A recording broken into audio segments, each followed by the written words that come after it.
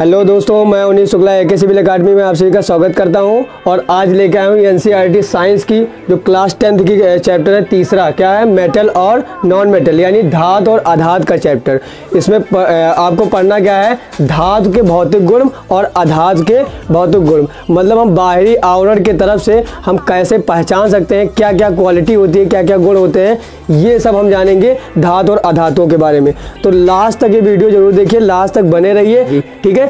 तो आपका समय अब शुरू होता है, योर चैप्टर स्टार्ट नाउ। धातु में पहला पॉइंट हमने लिखा है, जो कुछ हम कंपेयर करके पढ़ेंगे धातु से और अधातु से। पहला पॉइंट हमने धातु में लिखा है, ध्यान से समझिएगा, लिखा है अपने शुद्ध रूप में धातुओं की सतह चमकदार होती है, वह प्रकाश को परावर्तित करती है। धातु का यह गुणधर्म धात्विक चमक कहलाता है। मतलब हम जब धातु को देखते हैं तो उसमें एक खास बात होनी चाहिए, सबसे महत्वपूर्ण बात जो होती है वो क्या होनी चाहिए, चमक। सबसे खास बात, मतलब हमें एक बात पता हुई कि जो कुछ हमारे हाथ में अगर हम ले रहे हैं और उसमें चमक है एक प्रकार की, तो हम लगभग 100% नहीं कह सकते हैं, क्योंकि इसमें कुछ ना कुछ अपवाद भी शामिल है। इसलिए जो कुछ मतलब चमक उत्पन्न करती है उसे हम धातु कह सकते हैं। अर्थात दूसरा कारण साथ साथ बताया है, प्रकाश को परावर्तित करना, मतलब उस पर प्रकाश क्या हो रही है, वापस जा रही है, आ करके वापस जा सकती है, वो भी धातु कहा जा सकता है। पॉइंट हो गया, ध्यान से समझेंगे, बताया गया। और इसी को क्या कहते हैं, उस धातु में जो आपको प्रकाश दिखाई देता है उसे क्या कहते हैं, धात्विक चमक, अर्थात क्या कहते हैं, लस्टर। क्या कहते हैं, समझ में आया, क्लियर। देखेंगे उसी प्रकार आप पहला पॉइंट देखिएगा अधातु में, उसी पॉइंट को हम आते हैं किसमें देखते हैं, अधातु में यानी नॉन मेटल में। क्लियर। देखेंगे लिखा है धात्विक चमक नहीं होती है, वह प्रकाश को परावर्तित नहीं करती है। ध्यान दीजिए, एक खास बात तुरंत उल्टा निकल के आई भौतिक गुण में। मतलब हम जब धातु समझेंगे, धातु को देखेंगे तो हमारे दिमाग में एक आएगा कि चमक होगी और प्रकाश को परावर्तित करेगा, ये धातु होगी और उसी को धात्विक चमक कहा जाएगा। क्लियर। उसी के अपोजिट में अधातु में यानी धात्विक चमक नहीं होती है। जो आप क्या कहेंगे कि जो धातु है नॉन मेटल है, उसमें किसी भी प्रकार की चमक नहीं होगी। समझ में आया।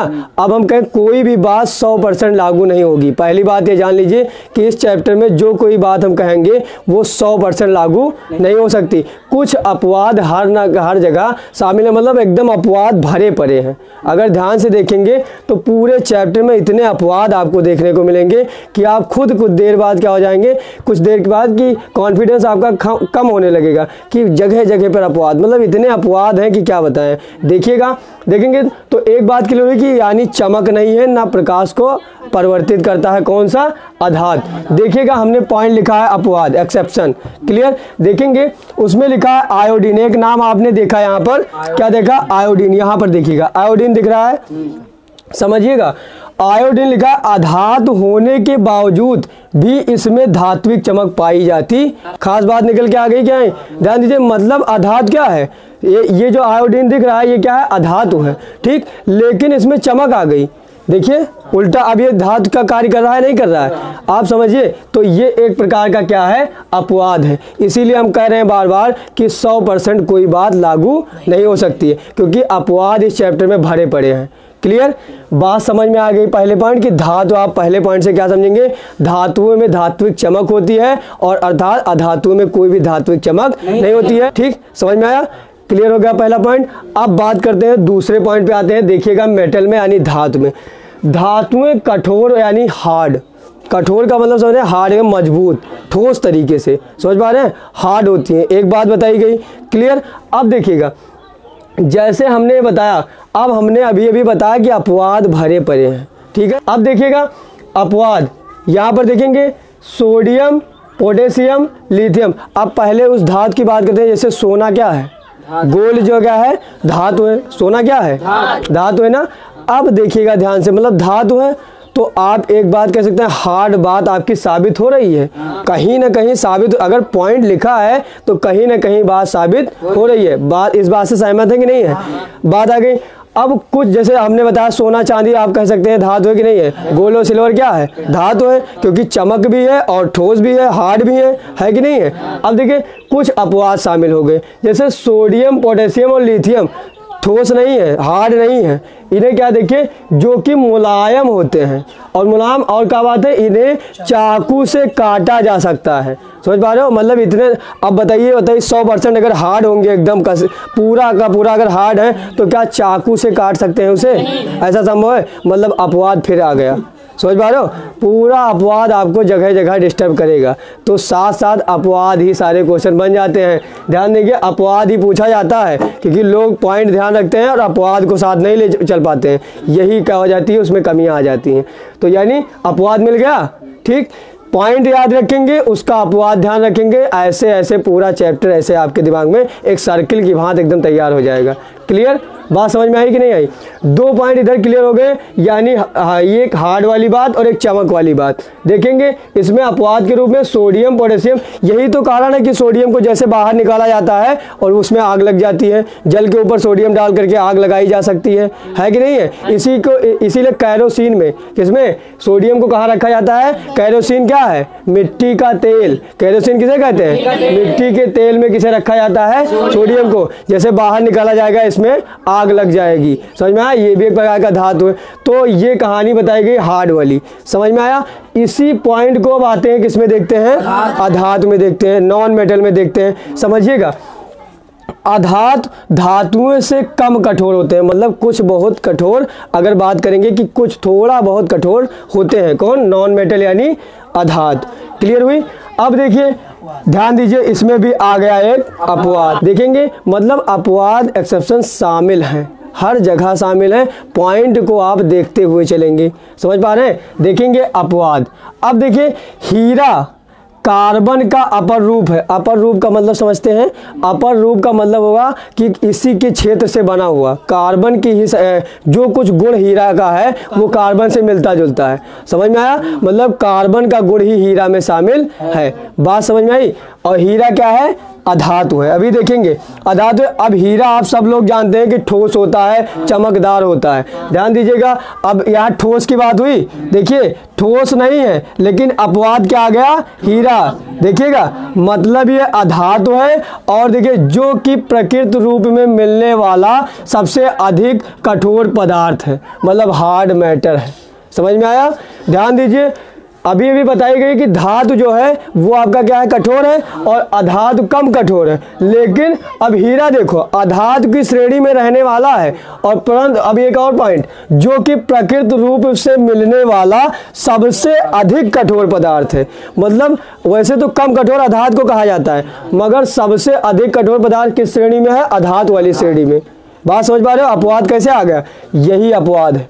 समझ पा रहे हैं? अब देखिए, इसमें लिखा है जिसका गलनांक व क्वथनांक बहुत अधिक होता है। बात आ गई गलनांक और क्वथनांक की।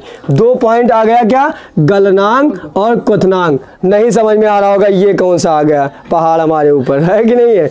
देखेंगे, गलनांक कुछ मतलब समझिए कि गलनांक का मतलब क्या होता है। कुछ आप समझ, गलना शब्द तो जानते ही हैं, ठीक? मतलब आप इस समझ लीजिए, क्या समझेंगे कि गलेगा, कुछ भी होगा वो गलेगा।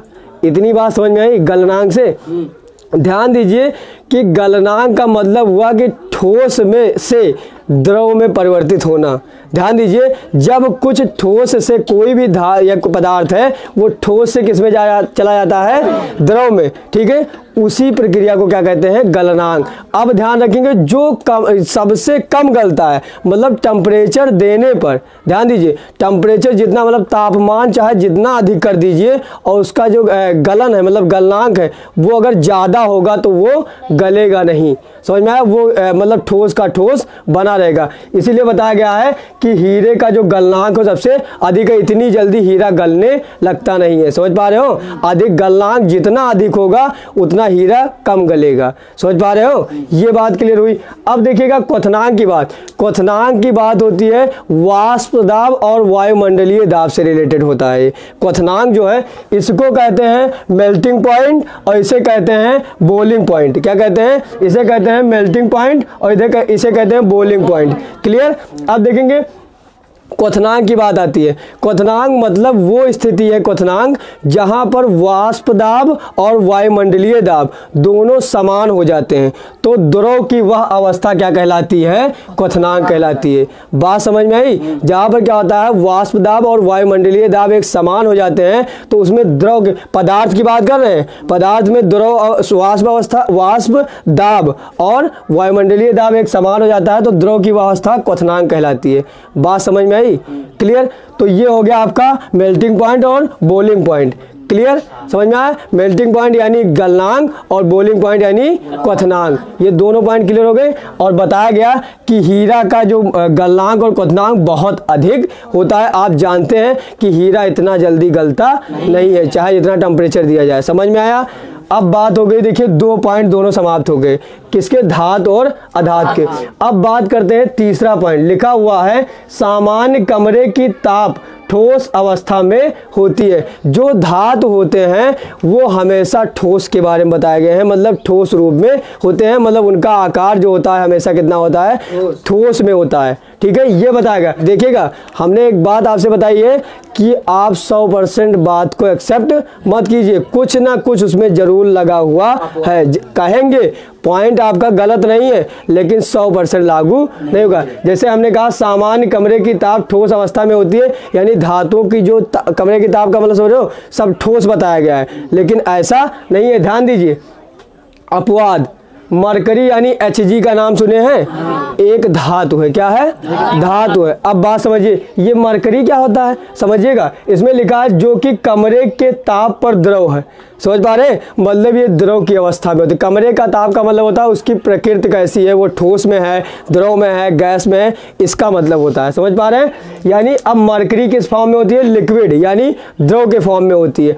मरकरी समझिए अपनी भाषा में एकदम, कभी तबीयत खराब हुई है, कभी गए हैं डॉक्टर के यहाँ गए हैं, हॉस्पिटल गए हैं, उसमें थर्मामीटर लगाया होता है। आपके पास जो होता है थर्मामीटर टेम्परेचर के लिए, बुखार के लिए थर्मामीटर लगाया जाता है, उसमें वाटर टाइप का कुछ भरा होता है, वाटर लिक्विड में, वही क्या है आपका?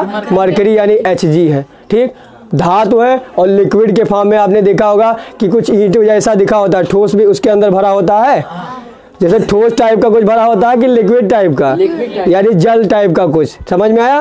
तो वो होता है यही है। देखिए धातु होने के साथ साथ ये क्या है? द्रव है। अपवाद है कि नहीं है? उसने ठोस को बताया और इसका जो ताप है वो क्या है? द्रव है। इसमें देखिए एक और नाम दिया है गैलीलियम। ठीक, यानी क्या है? Ga भी गर्म दिनों में द्रव अवस्था में होता है। मतलब गैलीलियम जो धातु है एक, वो क्या है? जब गर्मी का समय होता है यानी टेम्परेचर जब अधिक होता है तब वो किस फॉर्म में आ जाता है? द्रव में आ जाता है। ये भी अपवाद है। यानी अगर बात करते हैं धातु ठोस, मतलब कमरे का ताप अगर ठोस अवस्था है तो ये दोनों अपवाद निकल आए कि नहीं निकल आए? कि धातु भी है और द्रव भी है, तो मतलब दोनों मैच हो रहा है कि नहीं हो रहा है? दोनों उल्टा हो रहे हैं, इसलिए ये अपवाद के रूप में है Hg और Ga। क्लियर? समझ पा रहे हैं? समझ में आया? तीसरा पॉइंट उठा करके अब आएंगे नॉन मेटल में यानी अधातु में। देखेंगे लगभग सभी अधातुएं कमरे के ताप पर गैस या ठोस अवस्था में पाई जाती हैं। मतलब यहाँ पर देखिएगा एक पॉइंट बताया गया कि ये जो है इसमें ठोस में नहीं होती हैं अधातुएं, ये क्या होती हैं? गैस, और इसमें देखिए गैस और ठोस की अवस्था में पाई जाती है, यानी द्रव में नहीं बताया गया है। क्लियर? जो सभी अधातुएं होंगी, देखिए अधातु मतलब हीरा किस में है? ठोस में है। कुछ गैस में होंगी, जो अधातु होंगी वो किस में होंगी? गैस में निकलेंगी, जैसे क्लोरीन गैस वगैरह निकलती है। समझ पा रहे हो? आयोडीन वगैरह ये सब क्या है? गैस के रूप में निकलती है, नहीं निकलती है? तो ये सब सारी चीजें किसमें आ जाएगी? अधातु में। बात समझ में आई? तीसरा पॉइंट। ठीक, लगभग की बात कही गई है, सभी नहीं कही गई है। लगभग सभी का मतलब समझ पा रहे हो कि 100% बात सहमत। समझ में आया? ठीक, 3 पॉइंट क्लियर हो गए धातु के और अधातु के। समझ में आया? चक्कर तो नहीं आ रहा है? ठीक, ध्यान दीजिएगा, जरूरी है एक एक पॉइंट एकदम ध्यान से समझेंगे, पूरा का पूरा चैप्टर समाप्त हो जाएगा। समझ पा रहे हैं? अब देखिएगा चौथा पॉइंट आता है। देखिए धातुओं को पीट कर पतली चादर बनाया जा सकता है। अब बात समझो कि धातु के लिए खास बात, एक बात आपने देखा होगा घर में, क्या देखा होगा? सबसे ज्यादा जो गहने बनते हैं वो किसके बनते हैं? धातु के बनते हैं, अर्थात सोने के। ठीक, बनते नहीं बनते? अब बताइए कहीं लकड़ी का गहना अगर बनाया जाता तो क्या पीट कर बढ़ाया जाता? समझ पा रहे हो?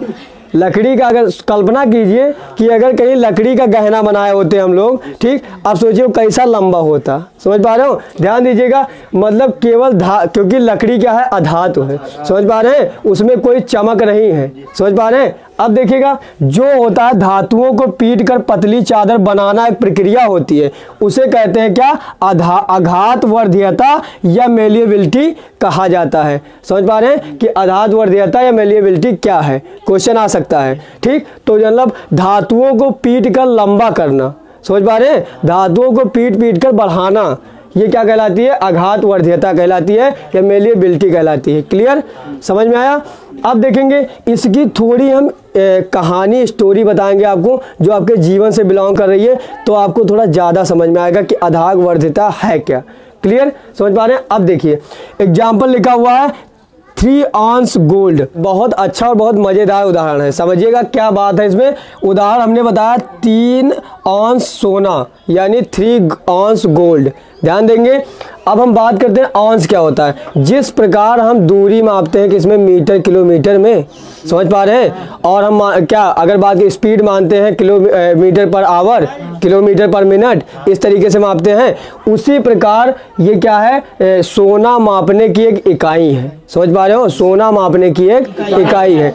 बात आपको दिख रहा होगा इसमें लिखा हुआ होगा 23 कैरेट। क्या लिखा है, यानी 23 कैरेट। ये क्या होता है, पॉइंट आ गई 23 कैरेट। ध्यान दीजिएगा, इस पर ध्यान दीजिए क्या है।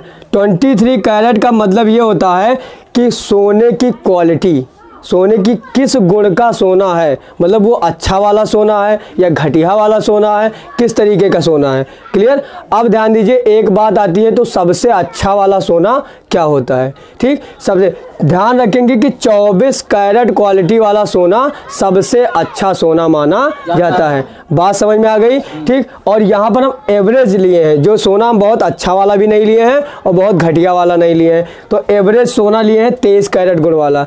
क्लियर। तो उस पर देखें कितना सोना लिए हैं, 3 आउंस। अब बात करते हैं, देखेंगे कि इसमें लिखा हुआ है 1 आउंस। नीचे क्या लिखा हुआ है, 1 आउंस। 1 आउंस में 31 ग्राम होते हैं। कितना, लगभग 31 ग्राम, पॉइंट में कुछ भी आते हैं, मतलब एग्जैक्ट 31 ग्राम नहीं है, लगभग 31 दशमलव कुछ ग्राम होते हैं। बात समझ में आई। यानी 3 आउंस अगर लिया गया है तो बात क्या हो जाएगी, 3 आउंस का मतलब लगभग 100 ग्राम हो जाएगा। कितना, लगभग कितना हो जाएगा, 3 आउंस की बात अगर करेंगे तो लगभग कितना हो जाएगा, 3 आउंस यानी लगभग 100 ग्राम। बात समझ में आई। 100 ग्राम सोना हो जाएगा, नहीं हो जाएगा। और 100 ग्राम सोना का मतलब होता है कितना, 10 तोला, क्योंकि 1 तोला में 10 ग्राम सोना होता है। बात समझ पा रहे हैं कि 1 तोला सोना कितना ग्राम का होता है, 10 ग्राम का होता है। तो लगभग 100 ग्राम सोना बना, 100 ग्राम सोना अर्थात 10 तोला। कितना हो गया, 10 तोला। ठीक, बात समझ में आ गई। पॉइंट समझ पा रहे हैं, नहीं समझ पा रहे हैं। 10 तोला सोना हो गया। अब बात हो गई 10 तोला सोना अगर हम ले लें, जो 23 कैरेट क्वालिटी वाला 10 तोला सोना अगर हम ले लेते हैं तो उससे क्या होगा, समझ पा रहे हैं। उसको ये बात हो रही है पीटने, आघात वर्धीयता की बात हो रही है, यानी हम सोने को की पिटाई करेंगे, मतलब उसे लंबा करेंगे पीट करके। तो कितना लंबा कर सकते हैं, ध्यान दीजिएगा। 10 तोला सोना अर्थात 100 ग्राम सोना अगर हम ले लें तो उससे 28 मीटर स्क्वायर, 28 मीटर स्क्वायर का मतलब समझिए, मतलब कोई ऐसी दीवार है जिसकी लंबाई, देखिएगा आयताकार दीवार बनाते हैं, कोई ऐसी दीवार है जिसकी ये जो लंबाई है, यहाँ ऊंचाई की बात करेंगे तो कितना हो गया, 4, कितना हो जाए, 4 मीटर। समझ में आया, 4 मीटर। और इसकी जो यहाँ से यहाँ तक चौड़ाई बताएंगे वो कितनी हो जाए, 7 मीटर। मतलब इतनी, तब कितना हो जाएगा, 7 चौक 28 मीटर स्क्वायर हो जाएगा, नहीं हो जाएगा। समझ पा रहे हैं, 28 मीटर स्क्वायर यानी 7 मीटर लंबा और 4 मीटर चौड़ी जो लंबी दीवार है उसको ढका जा सकता है मात्र 100 ग्राम सोने से। सोचिएगा कि 28 मीटर कितना हुआ, 28 मीटर की दीवार जो इस मीटर स्क्वायर की, मतलब 7 मीटर जो इसकी इधर को ले लीजिए और क्या होगा, 4 मीटर ऊंचाई ले लीजिए, 4 मीटर जितना होता है काफ़ी ऊंचा होगा। इतनी जो चौड़ी और लंबी दीवार होगी मात्र 100 ग्राम सोना में उसे पूरा का पूरा ढका जा सकता है। समझ पा रहे हैं, मतलब इतना लंबा किया जा सकता है, कल्पना कर सकते हैं, ठीक है, कि इतने लंबा बना सकते हैं मात्र 100 ग्राम सोना अर्थात 10 तोला सोना में। क्लियर। यही कंडीशन क्या कहलाती है आपकी, ये देखिएगा लिखा हुआ अघात वर्ध्यता कहलाती है, जो धातुओं को पीटकर लंबा करना। इसीलिए देखिएगा कि हमेशा क्या होता है, जो कुछ गहने बनते हैं वो किसके बनते हैं, सोने के बनते हैं। मात्र थोड़ा सा सोना होता है और थोड़े बड़े बड़े गहने तैयार किए जाते हैं। समझ पा रहे हैं। अब देखिएगा ये पॉइंट हो गई, चौथा पॉइंट होगा इसकी अघात वर्ध्यता। ये बात समझ में आई, कैसा क्या है पॉइंट, बात क्लियर है, ठीक। अब देखिएगा चौथा पॉइंट इसमें देखिएगा, अधातुएं भंगुर प्रकृति की होती हैं या ब्रिटिल प्रकृति की होती हैं, ब्रिटिल नेचर कहेंगे, ठीक। अब बात करते हैं भंगुर प्रकृति क्या होती है। भंगुर प्रकृति का मतलब ये हुआ कि जैसे आप उसको पीटेंगे यानी लंबा करने का प्रयास करेंगे वो चूरन बन जाएंगी। समझ पा रहे हैं, मतलब पीटेंगे वो एकदम चूरन, समझ में आया, चूरन बन जाएंगी। मतलब अर्थात आघात, आघात का मतलब जोर देना यानी पटकना, एक के ऊपर एक पटकना। जब आघात लगने पर चूरा चूरा हो जाती है, मतलब चूरन बन जाएंगी। लकड़ी अधातु है, लकड़ी मारो हथौड़ा 4-5, ठीक, क्या होगा, लंबा हो जाएगी, नहीं ऐसे ऐसे कि नहीं है, मारिए लकड़ी को, मारिए 4-5 हथौड़ा, देखिए कितनी लंबी बन जाएगी, एक पेड़ बन के तैयार हो जाएगा, है ऐसा कि नहीं है, कि एकदम चूरन हो जाएगी। इसीलिए बताया गया है कि अघात वर्ध्यता की क्वालिटी अधातुओं में नहीं होती है। ये आप समझ पाए नहीं समझ पाए, क्लियर। धातुओं में अघात वर्ध्यता होती है, बात समझ में आई कि नहीं आई, क्लियर है ना। अब देखिएगा चौथा पॉइंट हो चुका दोनों का। अब बात करते हैं पांचवें पॉइंट की।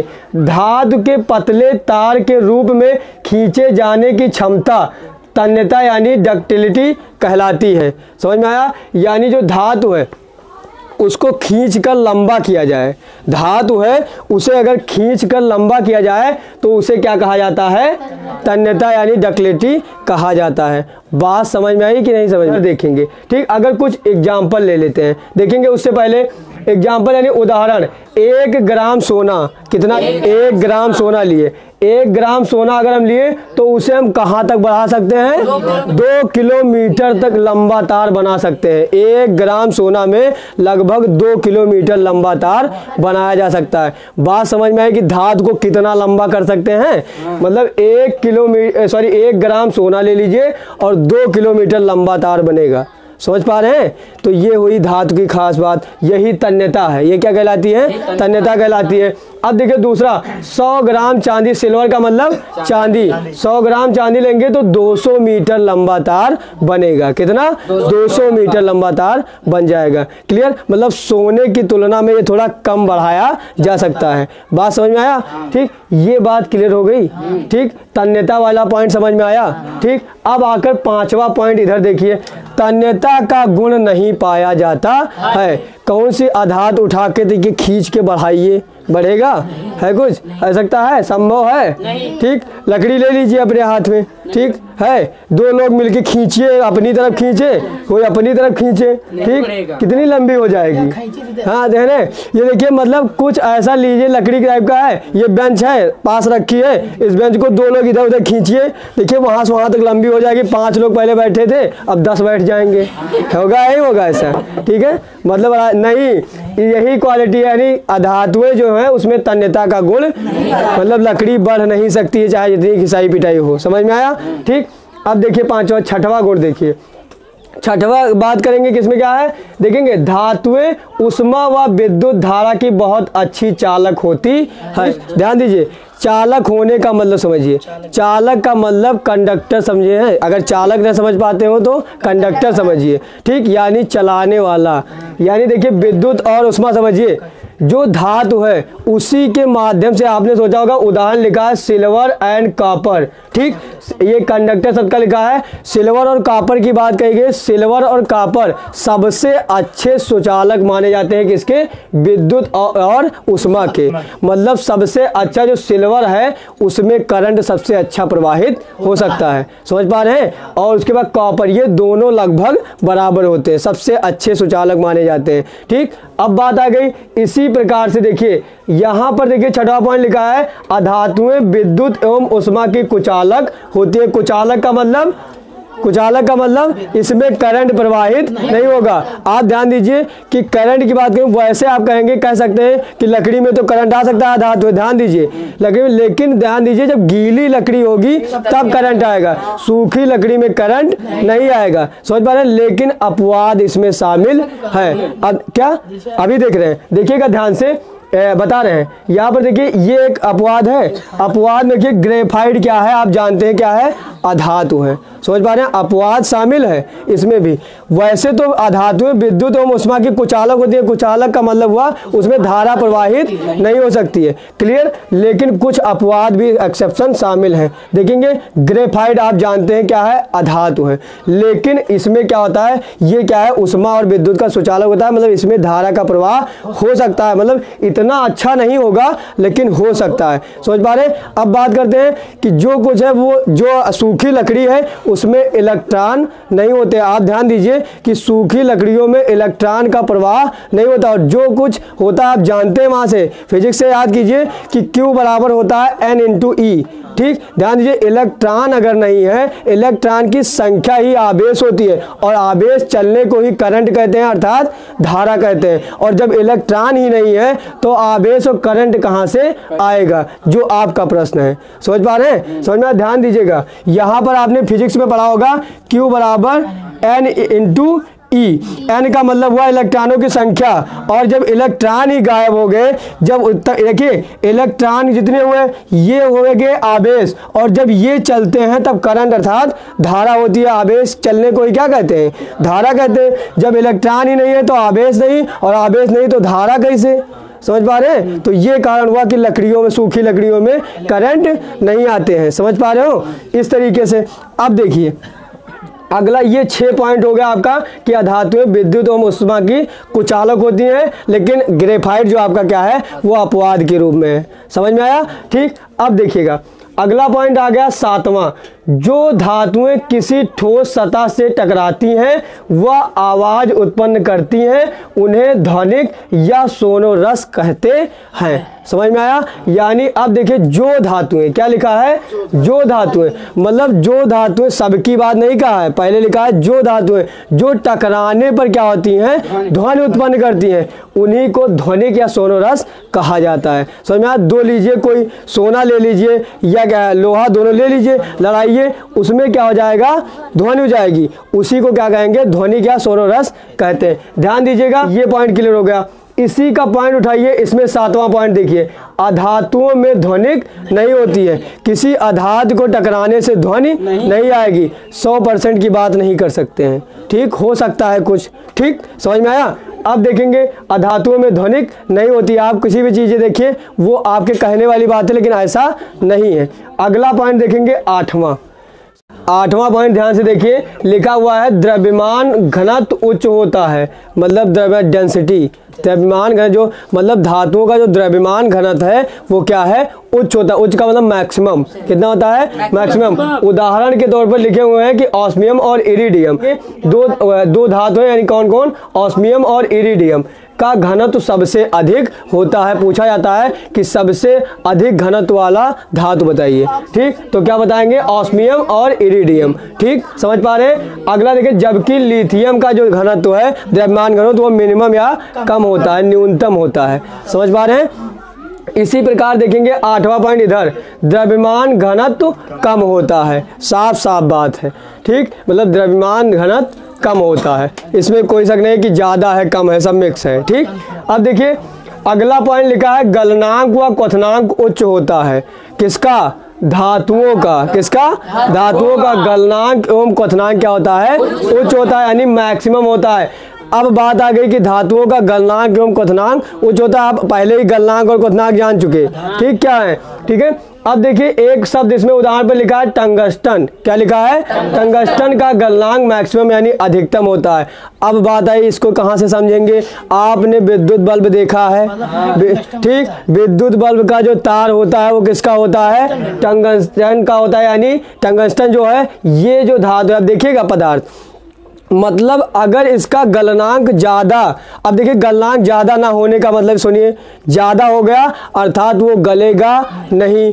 टंगस्टन बल्ब में लगा होने का क्या मतलब है, अगर टंगस्टन का गलनांक अगर कम होता तो एक आज लेके आए हो बल्ब शाम तक गल के एकदम ख़त्म हो जाता, समझ में आया। लेकिन आप देखिए कितना टेम्परेचर बल्ब में होता है, 24 घंटे ऐसे जलाते रहिए लेकिन वो टंगस्टन क्या होता है, गलता यानी बहुत अधिक होगा गलनांक, इसीलिए विद्युत बल्ब में टंगस्टन का प्रयोग किया जाता है। बात समझ पा रहे हैं, नहीं समझ पा रहे हैं, क्लियर। तो इस तरीके गलनांक अधिक होने का क्या मतलब है। अब देखिए अगला पॉइंट इधर 9वां लिखा है, गलनांक व क्वथनांक सामान्यतः कम होते हैं, बहुत अधिक नहीं होते हैं, किसमें, अधातुओं में। बात समझ में आ गई कि नहीं आ गई। ये थे धातु और अधातु के भौतिक गुणधर्म से जितने भी प्रश्न बन सकते थे, जितने भी कॉन्सेप्ट थे, ये आपके लेवल का मतलब बहुत ही विधिवत एक्सप्लेनेशन व्याख्या की गई है। ठीक, इसे अगर आप तैयार कर लेते हैं बहुत अच्छे ढंग से तो फिर दोबारा कहीं भी पॉइंट किसी भी गाइड किसी भी बुक से पढ़ने की आवश्यकता नहीं होगी। भौतिक गुणधर्म से मतलब हम ऐसे ही बिना रिएक्शन के, बिना अभिक्रिया के, बिना रासायनिक क्षेत्र में गए हुए हम धातु और अधातु को किन किन माध्यमों से, कितनी बातों से हम स्पष्ट कर सकते हैं, कितनी बातों से हम अलग कर सकते हैं, ये सारा का सारा पॉइंट जो है वो आपको दिख रहा होगा बोर्ड पर। क्लियर, सारा कॉन्सेप्ट जो एक स्टेप बाय स्टेप बताया गया है ये इतना अपने माइंड में सेव कर लीजिए, एक भी प्रश्न बाहर नहीं आएगा। समझ पा रहे हैं कि नहीं समझ पा रहे हैं। तो इसमें स्टार्टिंग से आप एक एक पॉइंट को सेव करेंगे, अपने बात को ध्यान में रखते हुए कॉन्सेप्ट देखेंगे, धातु और अधातु में एक एक पॉइंट कंपेयर करते चलेंगे, तुलना करते चलेंगे तो सारी बात क्लियर होती जाएगी। साथ साथ उन अपवाद एक्सेप्शन को ध्यान में रखेंगे जो उन पॉइंट के निगेटिव कार्य कर रहे हैं। समझ में आया, मतलब जो पॉइंट लिखा है उसके अगर विपरीत जो अपवाद हैं उनको जरूर ध्यान में रखेंगे, क्योंकि साथ में यही क्वेश्चन पूछा जाता है उनका नाम लेकर, उन्हीं धातुओं का या अधातुओं का। समझ पा रहे हैं, खास बात देखेंगे तो इसमें ये पॉइंट हो जाएगा। कोई समस्या है इसमें, इस पूरे पॉइंट में कहीं भी एक भी शब्द में अगर आपको कोई समस्या है किसी भी प्रकार की, ठीक, एकदम क्लियर हो गया। मेटल यानी धातु, नॉन मेटल यानी अधातु के भौतिक गुणधर्म से कोई भी समस्या है, इस प्रकार से जो पॉइंट इसमें समझाया गया, किसी भी शब्द में आपको लग रहा है कोई कंफ्यूजन, एक भी प्रकार, एक भी % अगर लग रहा है, ठीक, अगर इस तरीके से पढ़ेंगे तो समझ लीजिए आपका कल्याण हो चुका। जितना नंबर आएगा कोई ऐसा प्रश्न बनेगा ही नहीं जो आपको समझ में ना आए। क्लियर, समझ में आया, ठीक। तो अब यहाँ तक जैसा कि हमने वीडियो के स्टार्ट में हमने आपसे वादा किया था कि सारी चीज़ें आपको बहुत कॉन्सेप्ट वाइज समझ में आएगी, सारा कॉन्सेप्ट क्लियर हो चुका होगा, लगभग 50 से 60% जानकारियाँ जो थी वो आपको मिल चुकी होंगी, सारे कॉन्सेप्ट आपके क्लियर हो चुके होंगे। अगर वीडियो पसंद आई हो, अच्छी लग रही हो तो लाइक शेयर कमेंट अवश्य करें। अगर वीडियो पहली बार देख रहे हैं, चैनल पर नए हैं तो चैनल को सब्सक्राइब अवश्य कीजिए, क्योंकि अगर चैनल सब्सक्राइब करेंगे तो जब भी कोई नई वीडियो अपलोड की जाएगी तो आपके मोबाइल फ़ोन तक आसानी से नोटिफिकेशन पहुंच सकेगी। Thank you class.